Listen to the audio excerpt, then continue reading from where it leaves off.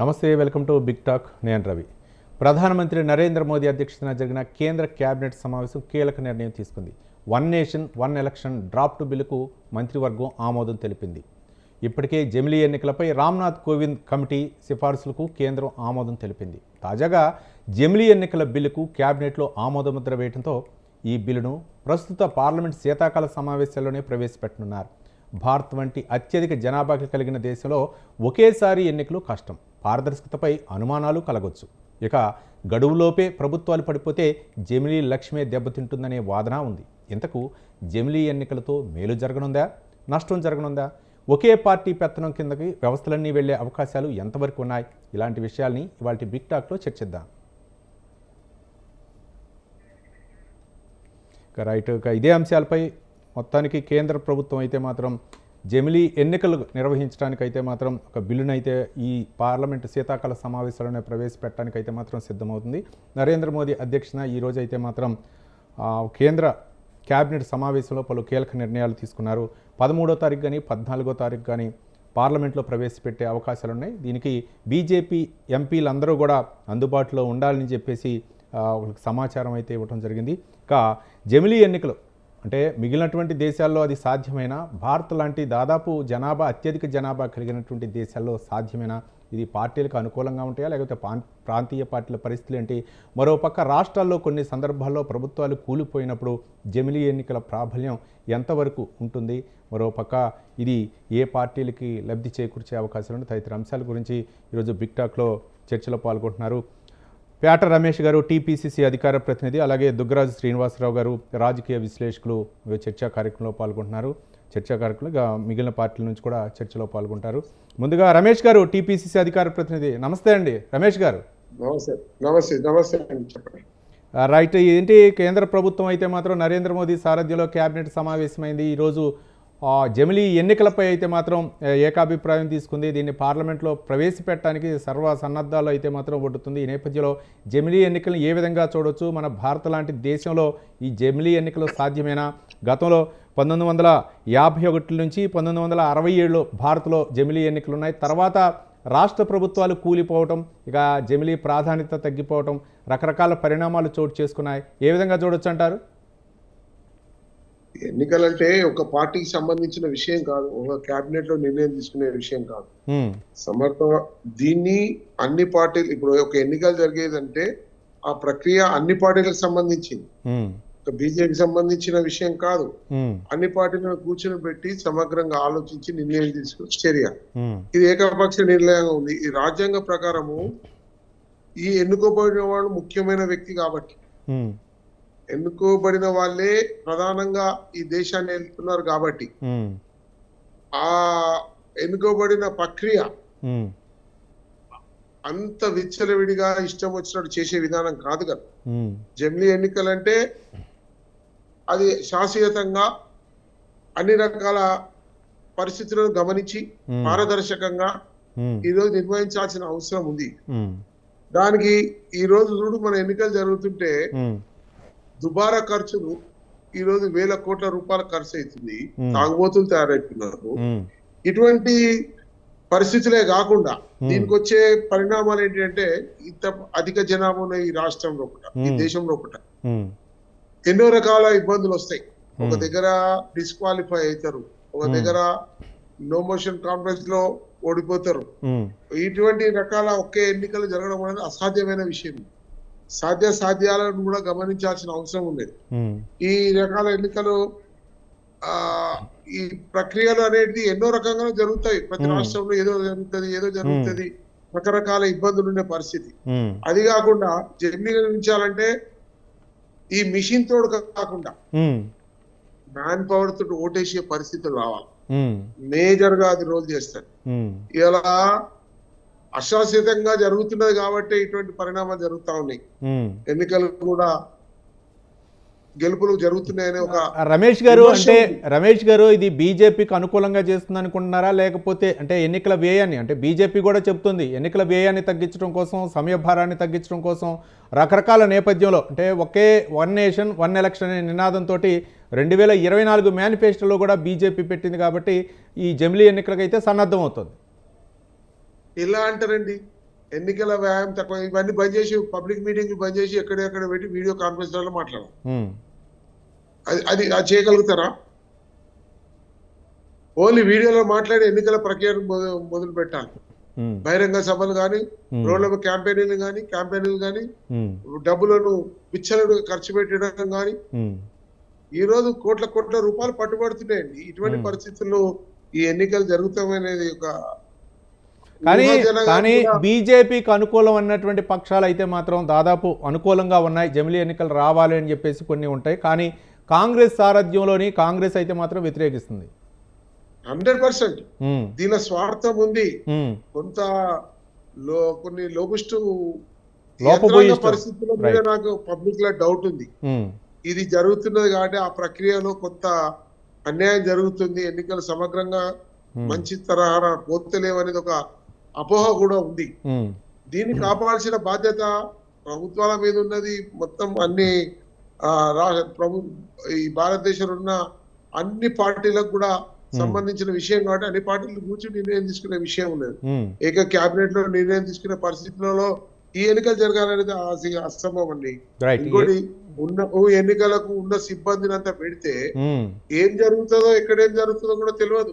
Right. ఉన్న సిబ్బందిని అంతా పోలీస్ యంత్రాంగాన్ని అంతా వాడుకుంటే అవును, ఇక్కడ ఏం జరుగుతుందో ఓటర్ కూడా కన్ఫ్యూజ్ అవుతాడు. ఓటర్ కూడా కన్ఫ్యూజ్ అయ్యే అవకాశాలు ఉన్నాయి. అన్ని జరుగుతాయి. ఓటర్ కన్ఫ్యూజన్ కాదు, అసలు అశాశ్వతంగా రైట్, శాస్త్రీయంగా ఉండనే ఉండదు. రైట్, 100%. రైట్. అంటే ఇది సమైక్య స్ఫూర్తికి విరుద్ధం అంటారా రమేష్ గారు? డెమోక్రసీకి అగెనిస్ట్, డెమోక్రసీకి రైట్, ప్రజా ప్రభుత్వాలు ఎన్నుకోబడే తీరు ఇది కాదు. రైట్, ఇది రైట్, మోనోపలి నియంతృత్వ ధోరణిలో జరిగే ఎన్నికల్లాగా ఉంటాయి. Right, right. రమేష్ గారు ఒక్క నిమిషం. మిట్టా పార్థసారథి గారు మాజీ ఎమ్మెల్యే, బీజేపీ సీనియర్ నాయకులు. నమస్తే పార్థసారథి గారు నమస్తే. మీట్లో ఉన్నారండి, మీట్ తీసి మాట్లాడండి. ఓకే, అందరికీ నమస్కారం అండి. నమస్తే. నమస్తే పార్థసారథి గారు. ఏంటి జమిలీ ఎన్నికలుగా సన్నద్ధం అవుతున్నారా? ఓ పక్క ఈరోజు కేబినెట్ సమావేశంలో నిర్ణయం తీసుకున్నారు, పార్లమెంట్లో ప్రవేశపెట్టే అవకాశాలు ఉన్నాయనుకోవచ్చా? ఏంటి జమిలీ ఎన్నికల వల్ల ఏంటి ఒక బీజేపీ ఒకటే ఇంత ఆతృతగా ఎదురు చూడటానికి గల కారణాలు ఏంటి? నమస్కారం అండి, అందరికీ మరొకసారి నమస్కారం. నమస్తే. బీజేపీ ఒక్కటే ఈ రోజు ఎదురు చూడలేదండి.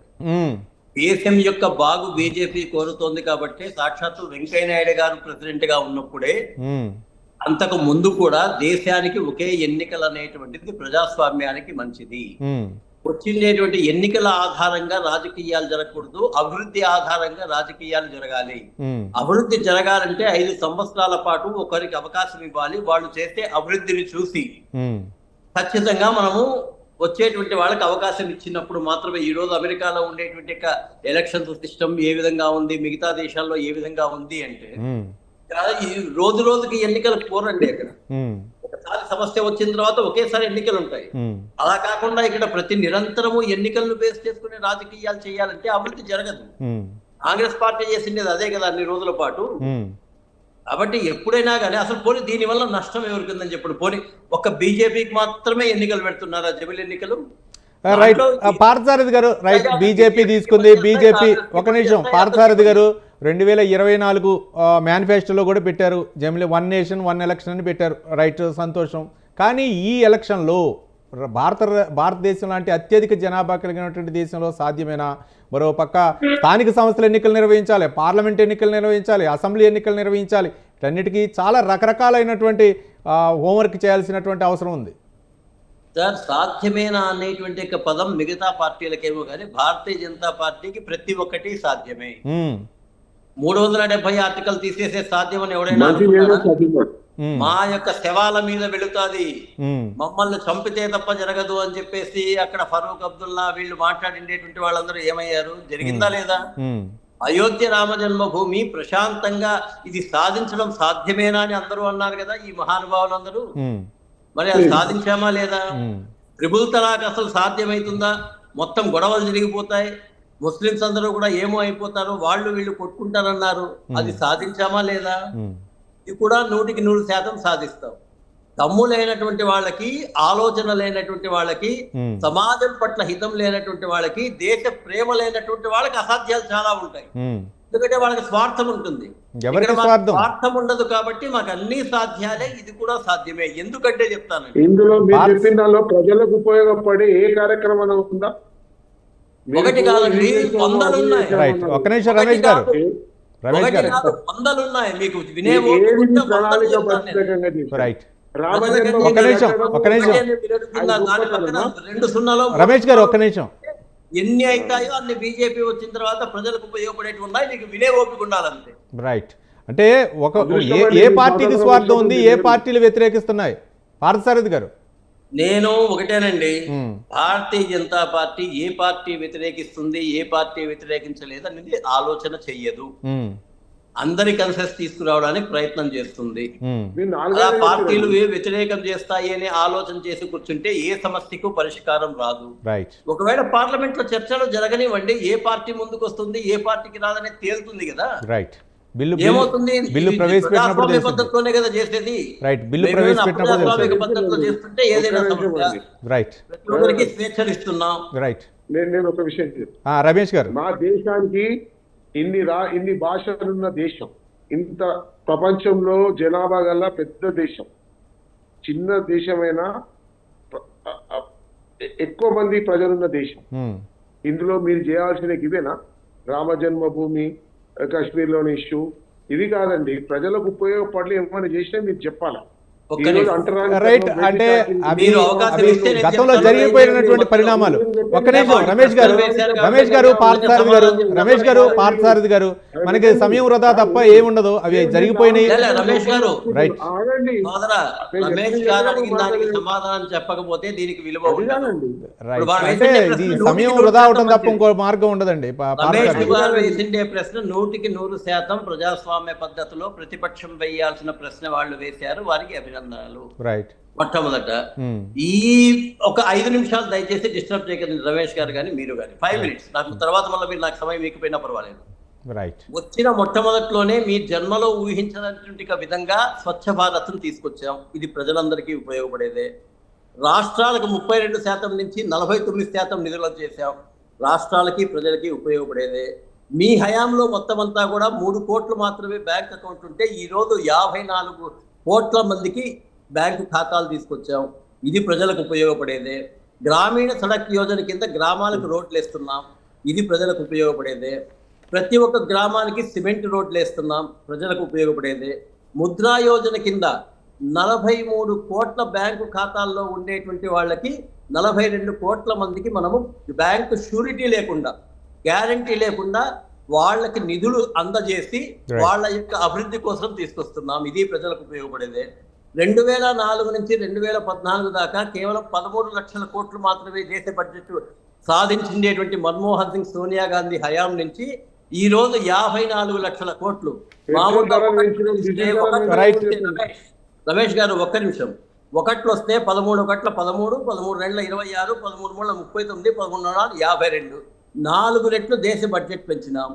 11వ స్థానంలో ఉండే భారతదేశాన్ని ఈ రోజు 5వ స్థానంలో తీసుకొచ్చాం. ఇప్పుడు త్వరలోనే 4, 3వ స్థానంలో తీసుకొచ్చాం. ఇంతకు మించి ఏం కావాలండి? రైట్, పార్థసారథి గారు ఒక్క నిమిషం, రమేష్ గారు ఒక్క నిమిషం. దుగ్గిరాజు శ్రీనివాసరావు గారు రాజకీయ విశ్లేషకులు ఉన్నారు, చాలాసేపు నుంచి వెయిట్ చేస్తున్నారు. శ్రీనివాసరావు గారు నమస్తే. నమస్కారం అండి. నమస్తే. ఏంటి జమిలీ ఎన్నికల వల్ల ఎవరికి లబ్ధి చేకూర్చే అవకాశాలు ఉన్నాయి? మరోపక్క భారత్ లాంటి ఈ యొక్క వాతావరణంలో ఇవి సాధ్యమేనా?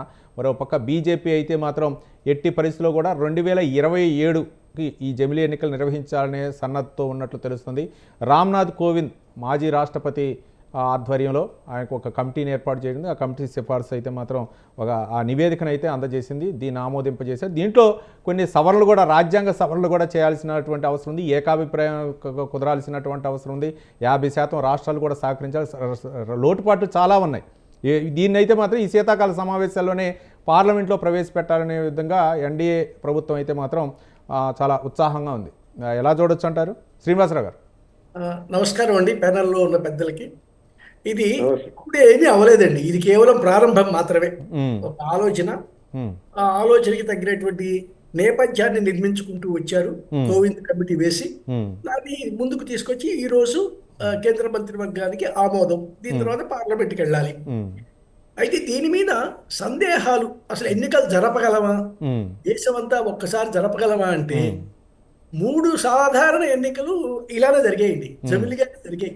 1952, 50, 51 1967 51 నుంచి 67, 4 కూడా ఇలానే జరిగాయి. ఉమ్, ఉమ్, సో ఇప్పుడు రమేష్ గారు చెప్పేటువంటి ఈ అసెంబ్లీలు పడిపోవటం, అంటే అసెంబ్లీలో అధికార పార్టీ పడిపోవటం, ఉమ్, మధ్యంతర ఎన్నికలు రావటం, ఉమ్, ఇదంతా కూడా ఇందిరాగాంధీ గారు తయారు చేసినటువంటి స్క్రిప్ట్ అది. ఉమ్, సో 67లో ప్రతిపక్షాలు చాలా రాష్ట్రాల్లో అధికారంలోకి వచ్చాయి, ఉమ్, సంకీర్ణ ప్రభుత్వాలు ఏర్పరిచాయి, ఎక్కడా కూడా ఒక్క పార్టీకి మెజారిటీ రాలేదు.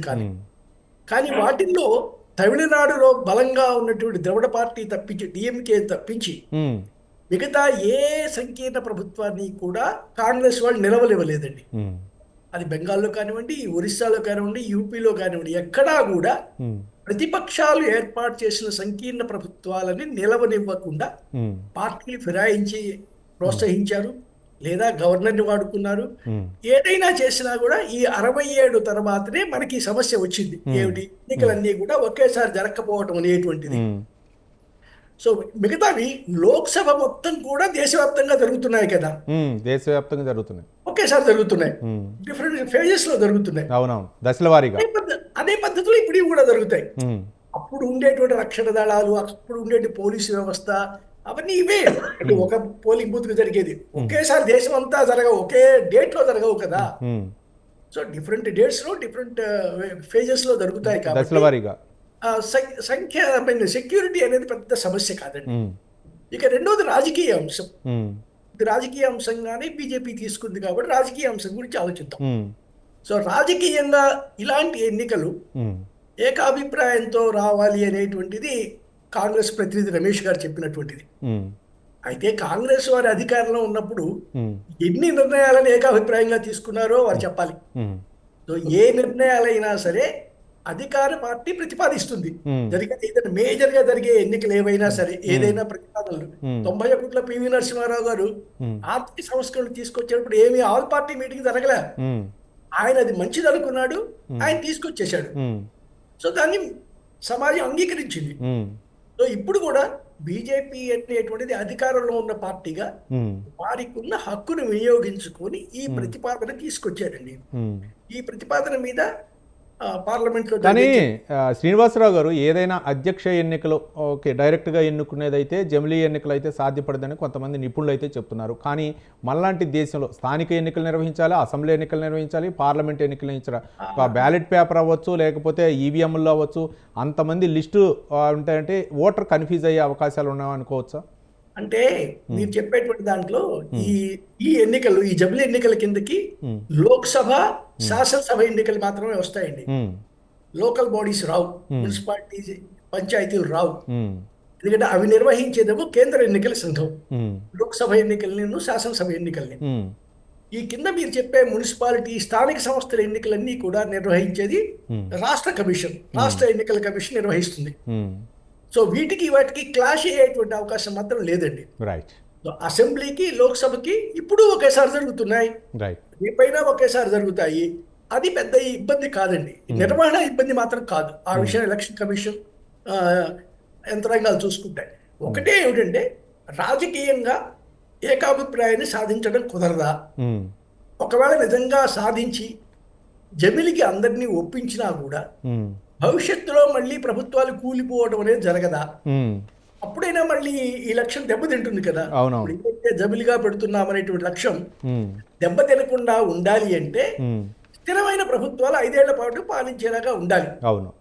ఆ అవకాశాన్ని మరి చట్టంలో ఎలా కల్పించబోతున్నారు అంటే, మధ్యంతర ఎన్నికలు అనేటువంటివి, ముందస్తు ఎన్నికలు అనేటువంటివి రాష్ట్రాల స్థాయిలో రాకుండా ఎలా కాపాడబోతున్నారు?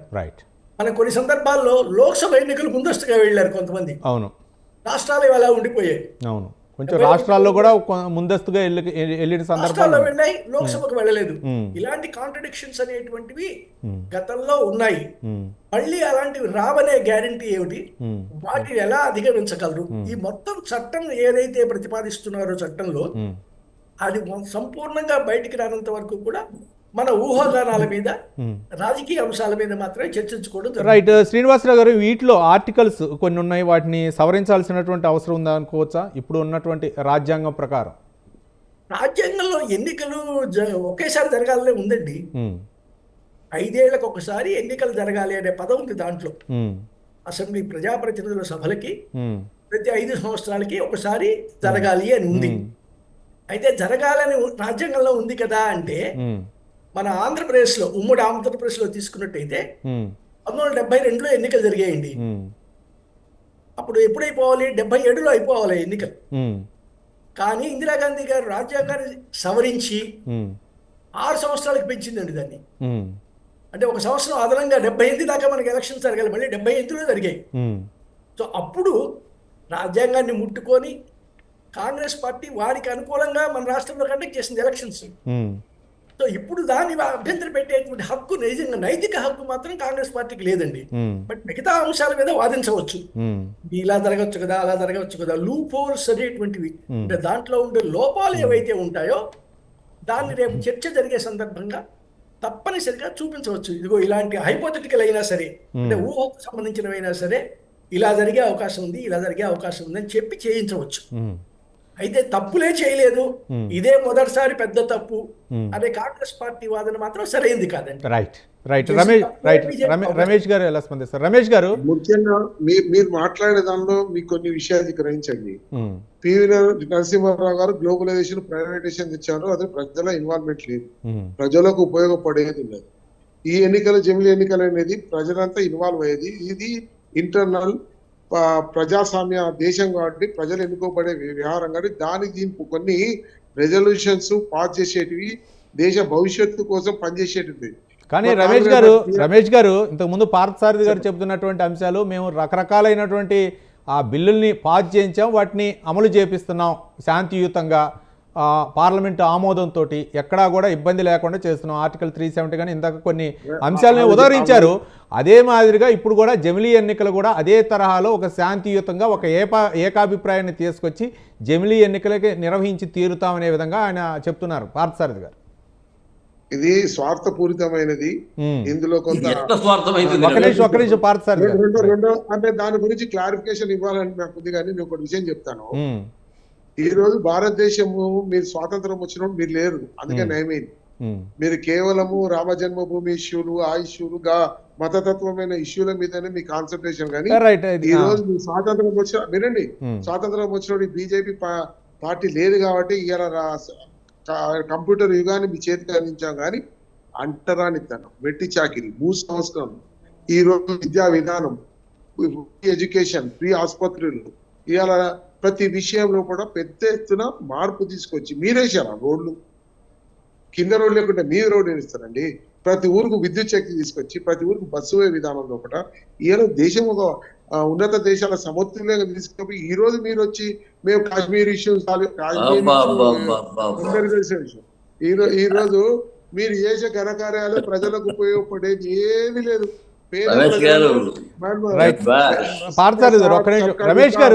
రమేష్ గారు ఒకవేళ గనక జమిలీ ఎన్నికలే గనక పెట్టాల్సి వస్తే ఏంటి కాంగ్రెస్ స్టాండ్ ఏంటి? ఒకటే గ్రహించాలి, జమిలీ ఎన్నికలు అనేది అసాధ్యం, భారతదేశంలో అసాధ్యం. రాజ్యసభ ఎన్నికలు, పార్లమెంట్ ఎన్నికల్లో ఎన్నో రకాల ఎన్నికలు ఉన్నాయి. అందులో కూడా ఈ రోజు రాష్ట్రాలు రాష్ట్రానికి ఎన్నికలు జరుగుతాయి. అన్ని జరగాలంటే ఎక్కడ అసాధ్యం అండి? అది అసాధ్యమైన విషయం కాదు. అది వాళ్ళకి ఏంటంటే వాళ్ళ టెక్నిక్ తోటి, నేను చెప్పాను కదా, ఈ రోజు మ్యాన్ పవర్ తోటి ఓటేసే విధానం తీసుకొచ్చి పెట్టుకోనంటే అసంభవం. వీళ్ళు పెట్టారు బీజేపీ, దాన్ని అసలు ఉపయోగించారు. అది పెట్టి మాట్లాడమనండి, పరిస్థితులు ఉన్నాయి. ఒక్క నిమిషం పార్థసారథి గారు ఏం చెప్తారు విందాం. రమేష్ గారు ఒక్క నిమిషం. పార్థసారథి గారు, బ్యాలెట్ పేపర్ ద్వారా ఎన్నికలు నిర్వహించడానికి సాధ్యమేనా? సాధ్యం కానిది ఏం లేదండి. ఎందుకు సాధ్యం చెయ్యమంటే అదేం పెద్ద సమస్య కాదు. ఇప్పుడే దీంట్లో మాకు కర్ణాటకలో బీజేపీ ఓడిపోలేదా, తెలంగాణలో కాంగ్రెస్ రాలేదా, లేకపోతే ఇంకో చోట కాంగ్రెస్ రాలేదా? ఇవన్నీ కాకమ్మ కబుర్లు. వీళ్ళని ప్రజలు హర్షించారు. ఎందుకు నేను చెప్తున్నానంటే, వీళ్ళకి ఎందుకు రమేష్ గారు, ఒక్క కావాలంటే నిమిషం. రిగ్గింగ్ చేసుకోవచ్చు, ఉమ్, దౌర్జన్యం చేసుకో. గతంలో చేసింది అవే కదా వీళ్ళు. ఉమ్. వచ్చి ఇక మొత్తం అంతా తీసుకొని టపటపటపా గుద్దేసేసుకోవచ్చు. ముందు జరుగుతుంది అదే కదా. ఓటర్ ఐడి కార్డు దానికోసం ఉన్నది కావాలి ఇప్పుడు. వీళ్ళకు. ఉమ్, ఈ డబ్బులు వాళ్ళకి ఈ ఎన్నికలు ఎందుకు అట్లా కావాలనుకుంటే రిగ్గింగ్ చేసుకునే దానికి. ఉమ్. దీంట్లో అట్లా ఉండదు కదా. ఎందుకంటే మినిమం ఉమ్. 2 minutes తర్వాతనే ఒక్కొక్క పోలింగ్ బూత్ అవుతుంది. ఉమ్. 2 నిమిషాల లోపల వీళ్ళు రిగ్గింగ్ చేయాలంటే కానీ కుదరదు. బాగానే చెప్తున్నారు పార్థసారథి గారు, ఎన్నికలు సజావుగా నిర్వహించవచ్చు అని. కానీ ఉత్తరప్రదేశ్ లాంటి జనాభా అత్యధికంగా ఉన్నటువంటి ప్రాంతాల్లోనే 4 దఫాలు అట్లా ఎన్నికలు నిర్వహించిన సందర్భాలు ఉన్నాయి. యావత్ దేశం 140 కోట్ల మంది జనాభా ఉన్నటువంటి భారతదేశంలో అంటే ఒకేసారి ఈ జమిలీ ఎన్నికలు అనేది అనువైనటువంటి ఈ సమయం కాదు అనే విధంగా చెప్తున్నారు కొంతమంది విశ్లేషకులు అయితే. వాళ్ళు ఇంకోటి చెప్పే పార్థసారథి గారు, మళ్ళా ఎక్కదాన్ని ప్రస్తావిస్తారు. ఇప్పుడు ఇంతకుముందే మన ప్రాంతీయ ఆదిత్య గారు పార్టీలు చెప్పారు కదా. కొన్ని ప్రాంతీయ పార్టీలు రకరకాల పరిణామాలు జరుగుతాయి. శాసనసభ్యులు ఎన్నిక తగ్గించుకోవటం, లేకపోతే మద్దతు ఉపసంహరించుకోవడం, ఇట్లాంటి పరిణామాలు జరుగుతున్నప్పుడు ఏంటి జమిలీ ఎన్నికల వలన ఉపయోగం ఏముంటుంది? అదే అట్లాంటి పరిణామాలు ఏవైతే జరిగి కష్టమేంటి? అభివృద్ధి కుంటుపడుతుందో బీజేపీ వాళ్ళకు కష్టమేంటి? ఆ అభివృద్ధి కుంటుపడకుండా ఉండడానికే ఈ రోజు చేస్తున్న ప్రయత్నం. ఉమ్, ఈ రోజు అంతే కదా. ఇంతకు ముందే మన అనలిస్ట్ గారు సరే వారు గొప్పవారు నిజంగా బాగా స్పష్టంగా చెప్పారు. కాంగ్రెస్ కి ఆ నైతిక బాధ్యత కానీ నైతిక హక్కు కానీ లేదు. ఎందుకంటే 68లో రాజ్యాంగాన్ని సవరించింది, 75 పెట్టింది, 356 ఆర్టికల్ ని దాదాపుగా 28 సార్లు, దాదాపుగా నాకు తెలిసిన ఇంకా ఎక్కువేనేమో చేసి రాష్ట్ర ప్రభుత్వాలను కూలగొట్టింది. ఈ బీజేపీ ఒక్కసారి కూడా చెయ్యలేదు. కాబట్టి వాళ్ళకి మాకు పోలిక ఎక్కడండి? వాళ్ళది మొత్తం అవినీతి పాలన, మొత్తం కుటుంబ పాలన. వాళ్ళకి మాకు పోలిక ఎక్కడండి? నక్కకు నాగలోకానికి ఉన్నట్లు లెక్క. అంతకుమించి కాదండి. అసలు వాళ్ళ గురించి పట్టించుకోవాల్సిన పనిలే, వాళ్ళ నీతి గురించి పట్టించుకోవాల్సిన పనిలే. ఇప్పుడు రమేష్ గారు చెప్పారు, మొత్తం దేశం మొత్తంలో కూడా జమిలీ ఎన్నికల్లో ఒకేసారి సభలు జరుగుతున్నాయి. మరి అట్లాంటప్పుడు వాళ్ళు జరిపారు కదా ముందు 1951, 54, 60 ఇట్లా 3 సార్లు జరిపినారు కదా. అంటే వాళ్ళు తప్పు చేసినట్లా? వాళ్ళు తప్పు చేసిండేటువంటిది మీరు తప్పు చేసింటే మేము తప్పు చేసినట్లు, మీరు మంచి చేసింటే మేము మంచి చేసినట్లు. ఎప్పుడు కూడా ఒక విధానం మార్పు ఎట్లా తీసుకొని వస్తుంది భారతీయ జనతా పార్టీ? ఈ రోజు ప్రతిపక్షంలో ఏదైనా వేరే ప్రతిపక్షాలు వేరే రాష్ట్రాల్లో ఉన్నాయనుకుందాం. ఇంకా వారు చెప్పారు మొత్తం, ఎవరు మన అనలిస్ట్ గారు చెప్పారు, దీని యొక్క విధి విధానాలు అనేది పార్లమెంట్ లో చర్చించాలి. వాళ్ళకి దమ్ముంటే పార్లమెంట్ లో చర్చించమనండి. పనికి వాళ్ళ ఇష్యూ పెట్టుకొని రోజు పార్లమెంట్ ప్రోరోగ్ చేసుకునేది కాదు. ఇది ఉండాలి, ఈ చట్టంలో ఈ యొక్క భద్రత ఉండాలి, ఇవన్నీ మాట్లాడచ్చు. ఏ విధంగా దీన్ని తీసుకొని రావాలని నేనే చెప్తున్నాను, నేను వ్యక్తిగతంగా చెప్తున్నా. It is not a party stand. 5 సంవత్సరాలు ఎన్నికలైన తర్వాత ఏ ప్రభుత్వమైనా కూలిపోయే పరిస్థితి వస్తే అక్కడ రాష్ట్రపతి పాలన వస్తారు. సో అది ఒక్కటి ఉంటే, ఆ భయం ఉంటే ఎవడూ కూడా పోగొట్టుకోడు కదా. 5 సంవత్సరాల పాటు సజావుగా పరిపాలిస్తాడు కదా. 5 సంవత్సరాల పాటు వాడి మనసంతా ఎంతసేపు ఉన్నా కూడా డెవలప్మెంట్ మీద కాన్సన్ట్రేషన్ చేస్తాడు కదా. ఆ కాన్సన్ట్రేషన్ చేస్తేనే కదా ప్రజలకు లాభం. ఎంతసేపు రాజకీయాల్లో మాట్లాడుకుంటా, రాజకీయాల్లో విమర్శించుకుంటా దాంతో ఉంటే ఎట్లా? అందుకే నరేంద్ర మోడీ గారు ఎప్పుడైనా ఎన్నికల్లో తప్ప మిగతా రోజులు వీళ్ళు ఏమైనా ములుక్కొని దాన్ని పట్టించుకోరు, అభివృద్ధి చేసుకుంటున్నారు. కాబట్టే 13 లక్షల కోట్ల నుంచి ఈ రోజు దేశ బడ్జెట్ ని 54 లక్షల కోట్లకు తీసుకుపోగలిగారు. దేశం మొత్తంలో కూడా విపరీతమైనటువంటి యొక్క రహదారులు నిర్మిస్తున్నారు. దేశంలో మొత్తం ఆయుధ శక్తిని పెంచుతున్నారు. దేశంలో కానీ పార్థసారథి గారు ఏది చేసినా సరే కేంద్ర ప్రభుత్వం మోదీ సారథ్యంలో ఏది చేసినా సరే బీజేపీకి ఒక మైలేజ్ వచ్చే విధంగా వ్యవహరించింది అనేటువంటి ఆరోపణలు ఉన్నాయి. దీనిపై ఎలా స్పందిస్తారు పార్థసారథి గారు?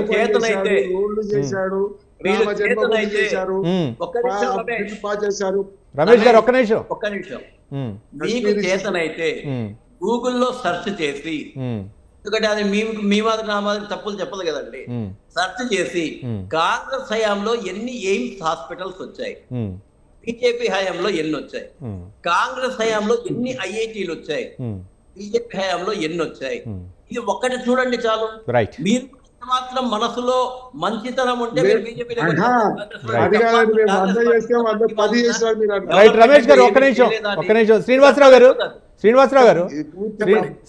ఒక్క నిమిషం. రమేష్ గారు మీ దగ్గరకే వస్తా, ఒక్క నిమిషం. రైట్, శ్రీనివాసరావు గారు, అంటే జమిలీ ఎన్నికల కన్నా ముందు కూడా నియోజకవర్గాల పునర్విభజన జరగాల్సినటువంటి అవసరం ఉంది. ఇవంతా సమయం అంటే 2027 అవ్వచ్చా, లేదా ఇంకా ఎక్కువ సమయం తీసుకునే అవకాశాలు ఉన్నాయి అనుకోవచ్చా ఒకవేళ కనుక జమిలీ ఎన్నికలు కనుక జరిగితే? నా నా ఉద్దేశంలో అయితే అండి ఇది తక్షణం జరిగేవి కాదండి. ఉమ్, ఎందుకంటే 2026కి పునర్విభజన జరగాలి, నియోజకవర్గాలు, ఉమ్, తర్వాత జనాభా లెక్కలు జరగాలి ఈ లోపు. ఉమ్, సో జనాభా లెక్కలు జరిగితే తేలితే గానీ పునర్విభజన జరగదు. ఉమ్, నియోజకవర్గాల పునర్విభజన అసలు ఎంత మ్యాక్సిమం స్ట్రెంగ్త్ ఎంత ఉండాలి లోక్సభలోనే తేలాలి. ఉమ్, సో కాబట్టి ఇదంతా కూడా చాలా చాలా సంక్లిష్టమైనటువంటి పద్ధతి అండి. దీనికి ఒక ఫైనల్ షేప్ రావడానికి చాలా టైం పట్టేటువంటి అవకాశం ఉందండి. ఉమ్, అయితే ఏ లక్ష్యంతో ఈ ప్రతిపాదన ఈ హడావుడిగా తీసుకొస్తున్నారు ఉమ్. అంటే దాని వెనకాల ఏదైనా రాజకీయ లక్ష్యాలు ఉన్నాయా? ఉన్నాయనే ఆరోపిస్తుంది కాంగ్రెస్, ప్రధానంగా ఆరోపిస్తుంది. వాటిని ఉన్నప్పుడు సమాజాన్ని లేదా ప్రజలని, ఓటర్లని ఎలా ఒప్పిస్తుంది? ఉమ్, సో బీజేపీకి ఉన్న ఒక లక్షణం ఏమిటంటే, ఆ పార్టీకి ఉన్న ఒక లక్షణం, ఉమ్, ఏదైనా ఒక అంశాన్ని తీసుకుంటే ఇది చెయ్యాలి అని కూడా రాజీ పడదండి, ఉమ్, తీరుతుంది. ఉమ్, సిద్ధాంతం అది, వాళ్ళ పద్ధతి అది. Hmm. మిగతా పార్టీలాగా ఏదో ఈ ఎలక్షన్ లో ఓడిపోతాం పద్ధతి లేదు. అట్లాంటి చేయదండి. ఉమ్. సాహసం చేసి వెళ్తారు. కానీ సాహసం చేస్తుంది, కొన్ని ఎన్నిక తీసుకున్న సందర్భాలు కూడా ఉన్నాయిలేండి. వ్యవసాయ చట్టాలు తీసుకొచ్చింది. చట్టాలు చేసేటప్పుడు వెనక్కి వాళ్ళంతా తగలండి. దాంట్లో Right. వస్తున్నారు కాబట్టి వెనక్కి తీసుకున్నామండి.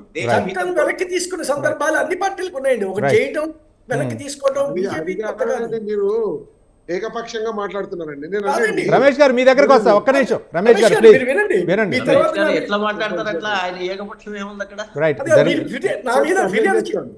అలాగే సార్, మీరు రమేష్ గారు మీరు ఆ తర్వాత నా మీద ఫిర్యాదు చేయండి, నాకేం అభ్యంతరం లేదు. ఏకపక్షం మాట్లాడుతుంది. అయితే వాస్తవం ఏమిటంటే, ఇప్పుడు వెంటనే జరిగే విషయం కాదండి.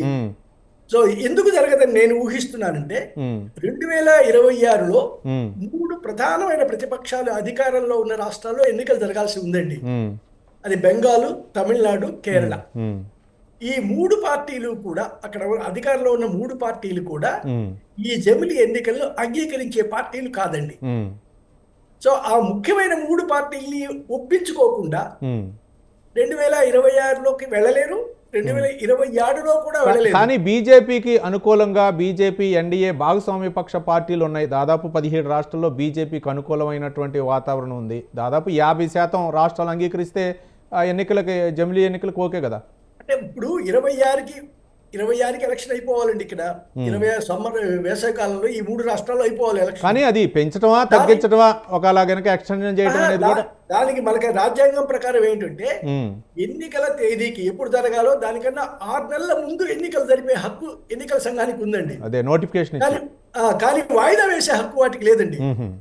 సో వాయిదా వేయటం అనేది కేంద్ర ప్రభుత్వం తీసుకోవాల్సిన నిర్ణయం. దాన్ని రాజ్యాంగ సవరణ చేయాలా, రాష్ట్రపతి పాలన పెట్టాలా? మీరు తీసేసి రాష్ట్రపతి పాలన 3 ముఖ్యమైన ప్రతిపక్ష రాష్ట్రాలలో పెట్టడం అంటే రాజకీయంగా గోక్కోవడం అనండి. రాజకీయంగా ఉద్యమాలు వస్తాయి, ఆ ప్రతిపక్షాల వాదన మరింత బలపడేటువంటి అవకాశం ఉంటుంది. సో రాజకీయ పరమైనటువంటి లాభాలు నష్టాలు అంచనా వేసుకున్నప్పుడు ఇదిగో ఇలాంటి ప్రమాదాలు ఉంటాయని హెచ్చరిక చేయటం, అంతేగాని బీజేపీ బుల్డోస్ చేస్తే నేనంతా అంగీకరించడం అనేది కాదు రమేష్ గారు. రైట్. అన్ని కోణాల్లో ఆలోచించాలి. ఒక విశ్లేషించేటప్పుడు అన్ని ఇది జరుగుతుందా, మంచి చెడు ఈ అన్ని చూసినప్పుడు తక్షణం జరిగేది కాదు. బట్ దీర్ఘకాలంలో అయినా ఒక చట్టం చేసి పెట్టుకుంటున్నారు జమిలీ ఎన్నికలకి. అది 27లో కుదురుతుందా ఓకే, లేదా 29కైనా తప్పనిసరిగా తీసుకొచ్చి మొత్తం అప్పటికి 29కి అయితే ఇతర పార్టీల అధికారంలో ఉండవండి. ఉన్నా కూడా వాటిని ముందుకు తీసుకురావడం చేతిలో ఉన్న పని అండి. పొడిగించడంలో ఒక విధమైన కష్టం ఉంది. కానీ తీసుకొచ్చేసి 29 ఎన్నికలు అనేటువంటివి ఇటు ఇండియా కూటమి కానీ అటు ఎన్డీఏ కూటమి కానీ ఒక పెద్ద ఒక చిన్న రిక్వెస్ట్ చేస్తానండి. ఏంటంటే ఇండి కూటమి అనండి సార్, ఇండియా పేరు ఎందుకు చెప్తారు సార్ ప్లీజ్? రమేష్ గారు, ఇండియాలో ఇండి కూటమేనండి, అది ఇండి కూటమి. వీళ్ళు మోసం ఎలా చేశారంటే, ఒక్క నిమిషం, స్వాతంత్రంలో వచ్చినప్పుడు స్వాతంత్ర జెండా పెట్టుకుని 50 ఏళ్ళు మోసం ఇప్పుడు రమేష్ గారు ఇండియా కూటమి ఎట్లయితుందండి వాళ్ళు? రమేష్ గారు, ఇండియా అంటే ఇండియా మీనింగ్ తెలుసా అండి బీజేపీ వాళ్ళకి? నాకు తెలుసండి, బీజేపీకి తెలుసు, మీకు తెలియదు. మా దృష్టిలో దేశం రైట్. రమేష్ గారు జమిలీ ఎన్నికల పైన రైట్ సబ్జెక్ట్ డైవర్ట్ అవుతుంది. ప్లీజ్ రమేష్ గారు, నేను చెప్తాను. ఈరోజు బీజేపీ ప్రభుత్వం వచ్చిన తర్వాత 60 ఏళ్ల కాలంలో కాంగ్రెస్ పార్టీ తదితర పార్టీ పాలించినప్పటికీ పెట్రోల్ ధర 60 మించలేదు. ప్రజల డబ్బును పీల్చుక తినరు. గ్యాస్ల వల్ల డీజిల్ తోటి ప్రతి ఒక్క వ్యక్తి దగ్గర కోర్టు తీసుకొని రోడ్లు వేసినాము, మేము అది చేసినాము. ఎక్కడన్నా ప్రజలకు మధ్యతరగతి వారికి రైట్ రమేష్ గారు, అవి ఎన్నికల్లో ప్రజలు తీర్పిస్తారు. ఎవరి హయాంలో రేట్లు పెరిగాయి, ఎవరి హయాంలో రేట్లు తగ్గాయి, ఎవరి హయాంలో సుపరిపాలన అందిందని ప్రజలు తీర్పిస్తారు. 6 నెలలు అవుతుంది, 6 నెలలు అవుతుంది తీర్పిచ్చి. రైట్ రమేష్ గారు ఒక్క నిమిషం, పార్థసారథి గారు ప్లీజ్, పార్థసారథి గారు ఒక్క నిమిషం. రైట్, పివి నరసింహారావు గారు ఆ సంస్కరణలు తెచ్చారు, మన్మోహన్ సింగ్ గారు సంస్కరణలు తెచ్చారు. రైట్, అవన్నీ అయిపోయాయి. ఇప్పుడు ఉన్నటువంటి ప్రస్తుత పరిస్థితిలో 6 నెలల క్రితం ఎన్నికలు జరిగాయి. రమేష్ గారు 6 నెలల క్రితం ఎన్నికలు జరిగాయి, ప్రజలు తీర్పిచ్చారు. ఇప్పుడు కేంద్ర ప్రభుత్వంలో ఎన్డీఏ ప్రభుత్వం ఉంది. మీరు ఎలాంటి అంశాలని, ముఖ్యంగా ఈ జమిలీ ఎన్నికలపై కాంగ్రెస్ పార్టీ వైఖరి ఏంటి? రమేష్ గారు, జమిలీ ఎన్నికలపై కాంగ్రెస్ పార్టీ వైఖరి ఏంటి? విన్నాం కదా, జవాబు వినాలి మీరు. రైట్, చెప్పండి. చెప్పేది రోడ్లు వేసినాము, మేము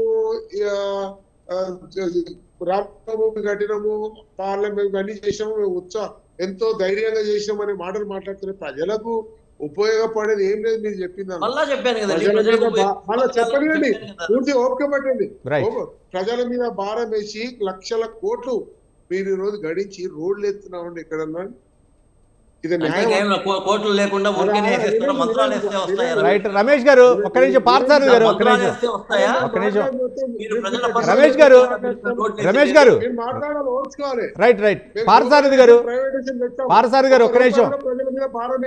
రమేష్ గారు సరే, భారం వేశారా?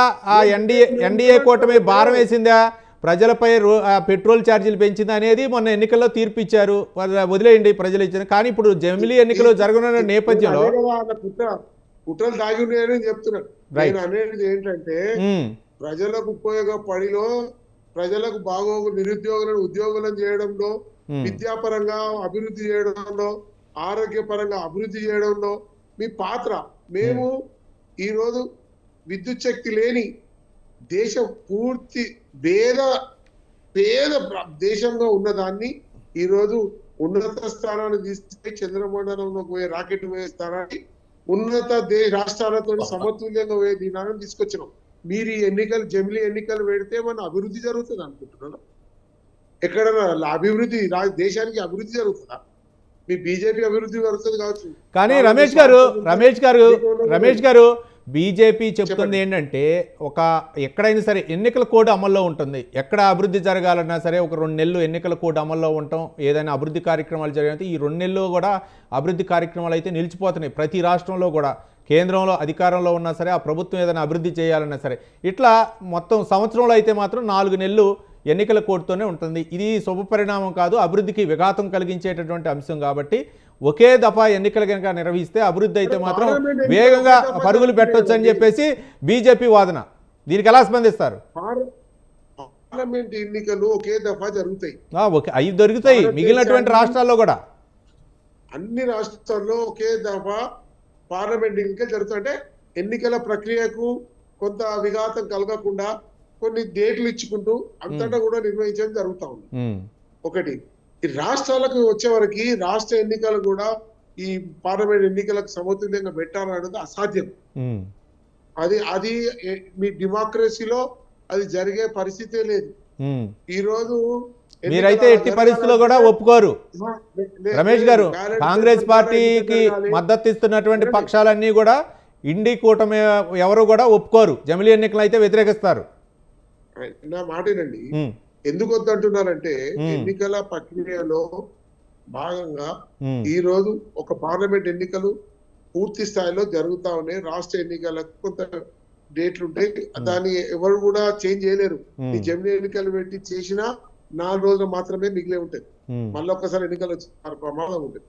ఈ ఎన్నికల్లో కూడా అధిక వ్యయం తగ్గించి బ్యాలెట్ పేపర్ ద్వారా ఓట్లు వేయించి ఈ రోజు మీరు నిర్వహించుకొని చెప్పండి. అంటే మీరు చెప్పేటటువంటి డిమాండ్స్ ఏవైతే ఉన్నాయో రమేష్ గారు, వాటిని ఓకే చేస్తేనే ఈ జమిలీ ఎన్నికలకు వెళ్తారు, అంతే కదా? రైట్ పార్థసారథి గారు, మీరు ఎలా ఉంటుందంటేనండి, తప్పుడు అధిక వ్యాయామం జరుగుతుంది అనేది తప్పుడు విషయం. రైట్ పార్థసారథి గారు, పోస్టర్లు బ్యానర్లు పెట్టకుండా పోస్టల్ బ్యాలెట్ ద్వారా ఎన్నికలు నిర్వహించాలంటండి. కాంగ్రెస్ నాయకులు చెప్తున్నారు పోస్టల్ బ్యాలెట్ ద్వారా ఎన్నికలు నిర్వహిస్తారా? పార్థసారథి గారు దానికి సిద్ధమేనా? ఐడియా చేయండి. రైట్, పార్థసారథి గారు. వాళ్ళు కోరుకున్నట్టు చేసే అంత మూర్ఖత్వం బీజేపీకి లేదు. రైట్, బీజేపీ ఏం చెప్తుందంటే ఫస్ట్ ఇప్పుడు వాళ్ళు అన్నారు ఏమి లాభం, కానీ ఒక పాయింట్ ఉంది పార్థసారథి గారు చెప్పండి. పార్థసారథి గారు ఒక పాయింట్ ఉంది. రైట్ పార్థసారథి గారు ఒక పాయింట్, ఒకదానికి మీరు క్లారిటీ ఇవ్వాలా. ఎక్కడ ఎన్నికలు జరిగినా సరే, ఏదైనా సరే అనుకున్న పార్టీ కనుక అధికారంలోకి రాకపోతే ఎన్నికల సర్వేలు చెప్పినా సరే, కానీ ఈవీఎంలో తప్పిదాల వల్ల వాళ్ళు గెలిచారు అనేటువంటి ఆరోపణలు వస్తాయి.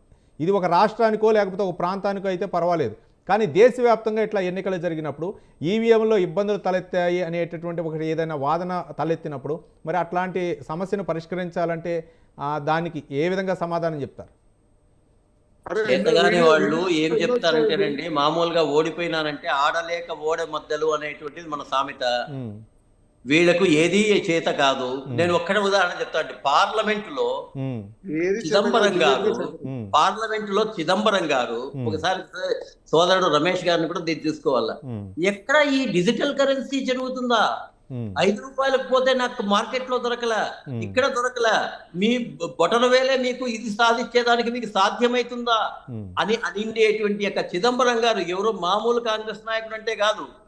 అటువంటి వాళ్ళకి దిమ్మ తిరిగే దెబ్బ పెట్టేట్లుగా ఈ రోజు ప్రపంచంలో డిజిటల్ కరెన్సీ అనేటువంటిది ఒక సమ్ ఇంప్రెషన్ ఉంటే చాలు మొత్తం అంతా ఆర్థిక వ్యవహారం నడిపే సత్తాను తీసుకొచ్చింది బీజేపీ. వాళ్ళకు సత్తా లేదు కాబట్టి వాళ్ళకి అట్లా ఉంటుంది. మాకు సత్తా ఉంది, దమ్ము ఉంది, ధైర్యం ఉంది, చేసేయగలిగే సమర్థత ఉంది. అందుకే ప్రజలు మాకు 3వ పట్టం కట్టారు.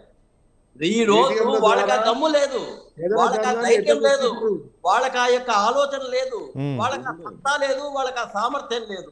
అందుకనే వాళ్ళ చేత కాదు కదా, మీకు చేత కాదు, మీరు గమ్మునుండండి, మేము చివరి ఎన్నికలు జరిపిస్తాము, జరిపించిన తర్వాత మళ్ళీ మాట్లాడుకుందాం. ఈ రోజు ఉండే ఈ వీడియోను కూడా మీరు భద్రపరచుకోండి, నేను భద్రపరచుకుంటా. ఆ రోజు అవసరమైతే వీడియోని చూపించేసేసి మీకు చెప్తా. చిదంబరం గారికి కూడా మీరు చూపించండి. కానీ పార్థసారథి గారు మీ ఎన్డీఏ పక్షాల నాయకులు పార్థసారథి గారు ఈ ఎన్నికల వ్యయాన్ని తగ్గించడం ఒకటి బీజేపీ ముందుంది, వ్యయాన్ని ఒకటి, ఆర్థిక భారాన్ని ఇవన్నీ తగ్గించడం కోసం, అలాగే సమయభావాన్ని తగ్గించడం కోసం అంటున్నారు. కానీ నిర్మలా సీతారామన్ లాంటి ఒక్క విషయం పార్థసారథి గారు, నిర్మలా సీతారామన్ లాంటి అగ్ర నాయకురాలు కూడా పార్లమెంట్ ప్రత్యక్ష ఎన్నికల్లో పోటీ చేయడానికి నా దగ్గర డబ్బులు లేవు అనేటటువంటి పరిస్థితి వచ్చింది. మరి ఇట్లాంటి పరిస్థితులు జమిలీ ఎన్నికల్లో ఉత్పన్నమవ్వా? ఏదన్నా ఉత్పత్తి కానివ్వండి, ఎవరుంటే వాళ్ళే పోటీ చేస్తారు. దానికి దీనికి సంబంధం ఏంటి? ఇప్పుడు వాళ్ళు పోటీ చేసేటువంటి వాళ్ళు ఎవరుంటే వాళ్ళే పోటీ చేస్తారు, పోటీ చేయనివ్వండి. ఇప్పుడు ఇది ఏమన్నా అందుకే అన్న జమిలీ ఎన్నికలు ఒక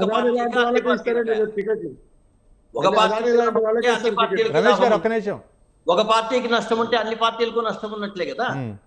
జమిలీ ఎన్నికలు ఒక పార్టీకి లాభం అంటే ఇంకో పార్టీకి నష్టం ఎట్లా అవుతుంది? లాభం అనేది ఇద్దరికీ ఉంటుంది, నష్టం అనేది ఇద్దరికీ ఉంటుంది. మేము ధైర్యంగా చేస్తున్నాం. పోనీ జమిలీ ఎన్నికల నుంచి నష్టమే ఉంది, సాధ్యం కాదు, మాకు చేత కాదు. మీకు చేత కాకపోతే మాకు చేతనవుతుందయా? మీకు చేత కాదు, మాకు చేతనవుతుంది. మేము అడుగుతున్నది ఏంటంటే, మీరు జమిలీ ఎన్నికలతో లాభం లేదు అన్నారు, ఓకే. జమిలీ ఎన్నికలతో నష్టం ఏముందో చెప్పమనండి. ఏం నష్టం ఉంటుంది? దానికి వీళ్ళ దగ్గర సమాధానమే లేదు. ఎంతసేపు ఇది లేదు, డబ్బులు లేవు, సమర్థత లేదు, ఒకేసారి జరిగినాయి కదయ్యా బాబు. మీ 3 సార్లు జరిగినాయి కదా, కనీసం ఆ విశ్వాసం కూడా లేదా వీళ్ళకి? మా కాంగ్రెస్ 3 సార్లు జమిలీ ఎన్నికలు జరిపింది అనేటువంటి ఆలోచన కూడా లేదా? ఇంకా వాళ్ళు దత్తములు అనాల్సి వస్తుంది. ఎందుకంటే మీరు జరిపిండేదే ఇప్పుడు మేము చెయ్యలేము అనుకుంటే ఇంకా దత్తములు అనాల్సి వస్తుంది. ఎందుకు ఎట్లా అనిపించుకుంటారు? మీకు వీటి మీదనే దృష్టి తప్పితే ప్రజల బాగోగులు, ప్రజల అభివృద్ధి, రమేష్ గారు పార్థసారథి గారు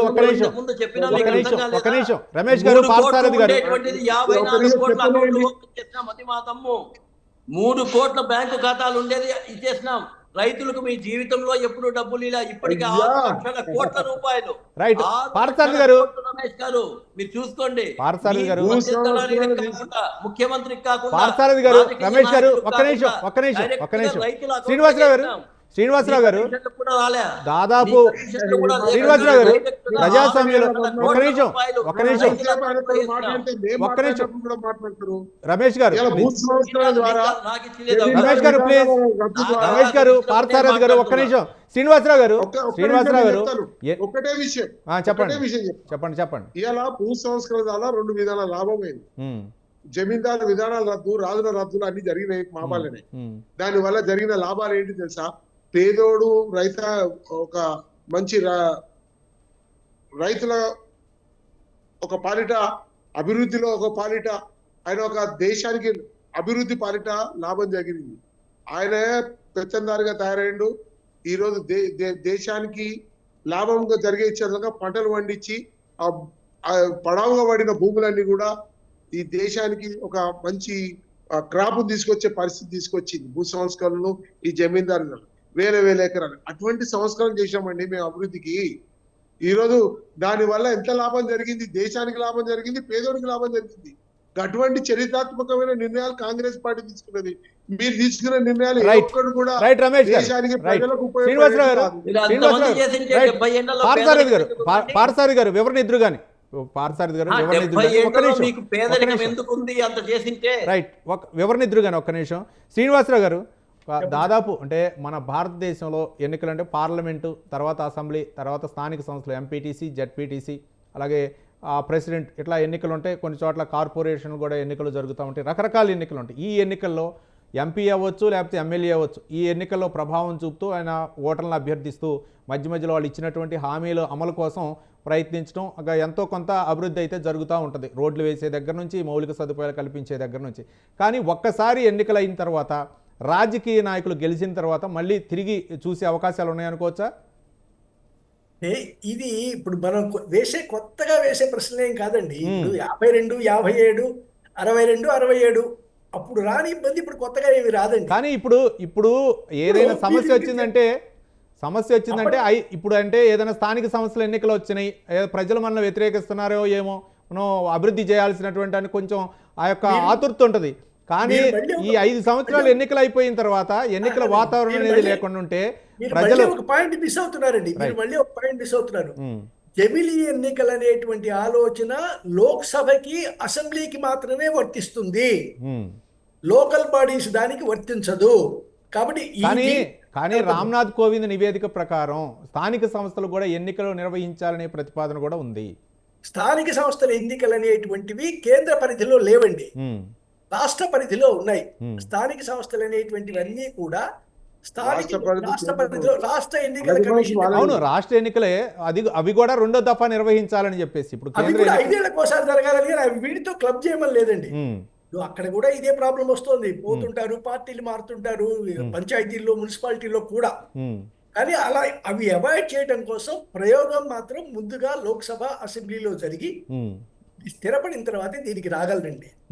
ఇప్పుడు అడ్డంకి మాత్రం ఈవీఎంలు కాదు, బ్యాలెట్ పేపర్లు, ఇది కాదు అసలు సైద్ధాంతికంగా మాట్లాడాల్సింది. ఈవీఎంలు అనేటువంటివి ఇక దాని గురించి ప్రశ్నించడం అనవసరం అండి. ఓకే, ఎందుకంటే అది టెక్నాలజీ సమర్థిస్తున్నారు. ఎలా ఉంటుందంటే ఇప్పుడు మనం కంప్యూటర్స్ వచ్చాయి, ఇంటర్నెట్ వచ్చింది, సైబర్ క్రైమ్ పెరిగింది, మనందరికి తెలిసిందే కదా అది. కాబట్టి ఇవి తీసేద్దాం అందామా, మళ్ళీ మనం బ్యాంక్ లో బయటికి వెళ్ళి లెడ్జర్ రాసుకోమందాము, ఈ బ్యాలెట్ పేపర్ తీసేసినా కూడా సైబర్ క్రైమ్ వచ్చేస్తుంది. కానీ శ్రీనివాసరావు గారు ఒక విషయం కానీ అగ్రరాజ్యాలైనట్టు కొన్ని దేశాల్లో కూడా ఇప్పటికీ కూడా బ్యాలెట్ విధానాన్ని అనుసరిస్తున్నారు. అది ఒక ట్రాన్స్పరెంట్ గా ఉంటదనే విధంగా కొంత వాదన కూడా ఉంది. అమెరికాలో మీరు మొన్న జరిగిన ఎన్నికలు ఎంతమంది జాగ్రత్తగా ఫాలో అయ్యారో తెలియదు, కానీ అమెరికాలో పోలింగ్ డే అంటూ ఒకటి ఉండదండి. 4 రోజుల ముందు నుంచి జరుగుతూనే ఉంటుంది పోలింగ్. ఎన్ని రకాలుగా వేయచ్చు అంటే మీరు ఈమెయిల్లో పంపొచ్చు వాళ్ళకి మీ ఓట్ని. సో ఇవన్నీ అన్ని పద్ధతులు ఉన్నాయి, బ్యాలెట్ కూడా ఉంది. బ్యాలెట్ వేసేందుకు ఒక రోజు కేటాయిస్తారండి. ఆ రోజు అందరూ వేయాలి. అంతకు ముందు వేసుకునే వాళ్ళందరూ కూడా మెయిల్లో పంపచ్చు, ఎలక్ట్రానిక్ బోర్డులో పంపవచ్చు, రకరకాల ఇతర పద్ధతులు ఉన్నాయి. కాబట్టి అక్కడేదో బ్యాలెట్ పేపర్తోనే జరుగుతుంది అనుకోకండి. కాబట్టి అన్ని రకాల పద్ధతులని, కాబట్టి మనం మంచి చెడు తీసుకున్నప్పుడు అమెరికాలో అధ్యక్ష తరహా పాలన ఉంది, మనం వద్దనుకున్నాం అది. కాబట్టి అమెరికాను అనుసరించాల్సిన అవసరం ఏముంది?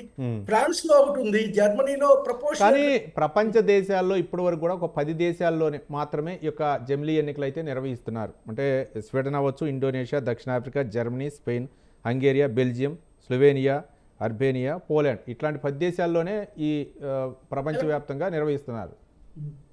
అంటే మనలాంటి పెద్ద అగ్రదేశం, అత్యధిక జనాభా ఉన్నటువంటి దేశంలో మిగతా దేశాలలో జనాభా ఉన్న దేశాలు అంటే ఇంకొకటి శ్రీనివాసరావు గారు, అంటే ఇవి డైరెక్ట్గా అధ్యక్ష ఎన్నికలకి ఓటింగ్ నిర్వహిస్తారు కాబట్టి అక్కడ సులభతరం అయింది. కానీ ఇక్కడ రకరకాలైనటువంటి అంచెలంచెలుగా ఎన్నికలు ఉంటాయి కాబట్టి ఇవి సాధ్యమైన అన్ని ఒక రోజుకు తేవడంలో ఉద్దేశం అదండి. జమిలీలో ఉద్దేశం ఎన్నికలు అనేటువంటి సైమల్టేనియస్ గా జరపడం, ఒక్క రోజు సమర్థిస్తున్నారు. అసెంబ్లీకి, పార్లమెంట్ రమేష్ గారు, కాదు. రమేష్ గారు ఒక్క నిమిషం అండి, చెప్పండి సార్. నేను అనేది జమిలీ ఎన్నికలు ఒకేసారి జరిగితే ఆర్థికమైన ఇబ్బందులు ఉంటాయా? ఉండయా? ఇంకొకటి ఏంటంటే దీని వల్ల ప్రయోజనాలు ప్రజలకు ఉన్నాయా? లేవా? దీని వల్ల జరిగే పరిణామాల వల్ల ఎన్నికల్లో డిజాల్వ్ అయి రాష్ట్రాలు ప్రెసిడెంట్ రూల్ పెట్టించి అది జరిగితే అప్రజాస్వామికంగా జరపాలా? ఇటువంటి కోణాలలో ఆలోచించకుండా ఏకగ్రీవంగా అది జరగాలనేది తప్పునని ఈ ప్రజలు, ఈ దేశము, భారతదేశము ఎన్నో భాషలు, ఎన్నో రకాల ఇన్ని రాష్ట్రాలలో ఇంత ప్రజానికం ఉన్న ప్రపంచ దేశాల కూటాలో ఇది ఒక్కటే. జాగ్రత్తగా ప్రజాస్వామ్యబద్ధకంగా జరిగేది కాదు. ఇక్కడ స్వార్థపూరితమైన కుట్ర ద్వారా జరుగుతున్న ఈ జమిలీ ఎన్నికల మీద వాళ్ళ దృష్టి. ఇందులో మీరు ఏం భావిస్తారు అంటే దాన్ని మేము కాంగ్రెస్ చివరిగా రైట్ 2 నిమిషాలు అంటే వాళ్ళది గ్లోబల్ ప్రచారం అనేది ఒక మూర్ఖతత్వమైన వాదన అయినా సరే అదే వాదనని 100 సార్లు చెప్పడం అనేది అది కాంగ్రెస్ యొక్క నైజం. వాళ్ళకి అది తప్ప ఇంకేముండదు, తప్ప ఇంకేముండదు. వాళ్ళకి ఏమీ చేత కాదు. చేత కాదు మిగతా వాళ్ళ దగ్గరికి ఉందంట. మాకు చేతనైతుంది, మేము చేస్తాం. ఇంతకు ముందే చెప్పాము, మాకు చేతనవుతుంది అన్నాము. జమిలీ ఎన్నికలు మా చేతనైతుంది, మేము చేస్తాం. కాబట్టి ఒక నిమిషం, వీళ్ళలో ఎంత విచిత్రంగా ఉంటుందంటే ఈ ప్రజాస్వామ్య ఎన్నికల్లో ఇంత స్పష్టంగా చెప్పినా కూడా, ఇంత స్పష్టంగా అయ్యా మీ చిదంబరం చేత కాదు అన్నటువంటి దాన్ని మేము చేసి చూపించి ప్రపంచంలోనే అగ్రగామిగా ఉన్నామన్నా గానీ వీళ్ళకి అర్థం కాదు. మీరు ఇది సాధ్యం కాదు అని జమ్మూ కాశ్మీర్ ఇండీ కూటమంతా కూడా 370 ఆర్టికల్ తీసేయలేకపోయినా చేసి చూపించినా కూడా మీకు అది అర్థం కాదు. ఏది మీకు అర్థం కాదు. కానీ ఎట్టి పరిస్థితుల్లో మాత్రం ఆగేది లేదంటారు. ఆటంకం కలిగించాలి, ఏ విధంగా లంచాలు తీసుకోవాలి, జమిలీ ఎన్నికలపైన మాట్లాడండి, క్లారిటీ ఇవ్వండి. ఎలా కొట్టేయాలి, జమిలీ ఎన్నికలపైన క్లారిటీ ఇవ్వండి. పార్థసారథి గారు ఎలా కొట్టేయాలి, జమిలీ ఎన్నికలపైన క్లారిటీ ఇవ్వండి, ఎలా కొట్టేయాలి. రైట్. ఇది తప్ప నేను ఒక్క ప్రశ్న వేస్తానండి. పార్థసారథి గారు చెప్పండి, జమిలీ ఎన్నికలపై క్లారిటీ ఇవ్వండి ప్లీజ్. ఒకే ఒక నిమిషం అండి. 1980లో చైనా బడ్జెట్, మన దేశ బడ్జెట్ ఒకటే. మీ హయాంలో ఏమైంది? రైట్. ఇక్కడ అభివృద్ధి చెయ్యలేదు కాబట్టే ఈ రోజు చైనా అభివృద్ధిలోకి వెళ్ళిపోయింది, మనం దీంట్లో ఉన్నాం.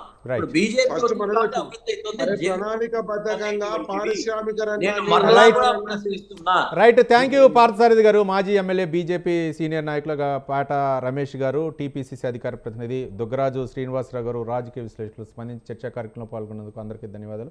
ఏది ఏమైనా సరే జమిలీ ఎన్నికలు అయితే నిర్వహించి తీరుతాం. ఎన్నో క్రియాశీలకమైన, ఎన్నో అంటే అసాధ్యం అయినకున్నటువంటి బిల్లును కూడా సుసాధ్యం చేశామని చెప్తున్నారు బీజేపీ నాయకులు.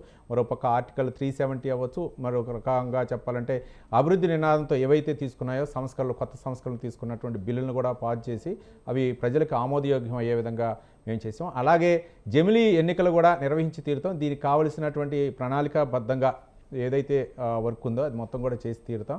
కానీ ప్రజలకు ఆమోదయోగ్యంగా, దీనివలన సమయాభావం తగ్గుతుంది, మరోపక్క ఆర్థిక భారం కూడా తగ్గే అవకాశం ఉంది.